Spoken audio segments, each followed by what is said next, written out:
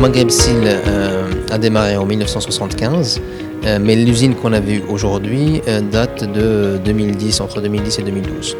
La décision a été prise en 2006-2007 d'investir et l'usine a réellement démarré parce qu'il faut du temps pour construire et pour mettre en place les installations, a démarré entre 2010, fin 2010 et 2012. Donc ici nous avons une capacité de 1 million de tonnes d'acier liquide et donc de production de brames, une capacité aussi de 1 million de tonnes de bobines laminées à chaud, c'est ce qu'on appelle le Steckel Mill, une capacité de 500 000 tonnes de tôle forte, ça c'est notre autre laminoir à chaud qui est le laminoir qu'on appelle le plate mill, et qui donc peut fournir à la fois des clients externes et le client interne qui est les installations de l'aval de Maghreb Steel.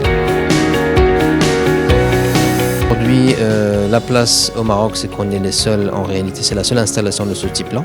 On est les seuls producteurs d'acier plat au Maroc.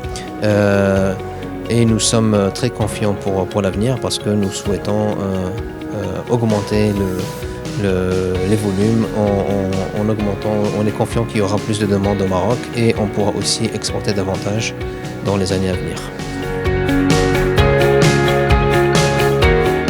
Notre développement va de pair avec le développement de l'industrie parce que plus il y a d'industrie, plus il y a de consommation d'acier et plus il y a aussi une génération de chutes qui nous intéresse énormément parce que nous sommes une aciérie électrique.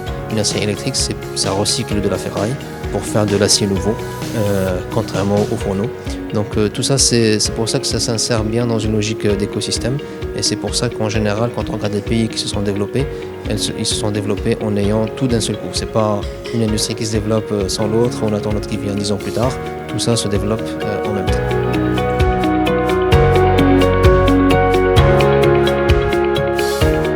L'automobile pour nous c'est important, c'est pour ça que nous avons fait énormément d'efforts pour obtenir la certification qu'on appelle IATF, qui est une certification délivrée par des organismes internationaux qui répond aux normes automobiles, qui sont assez strictes, que nous avons livré des clients automobiles, que nous sommes en cours d'homologation pour un deuxième client.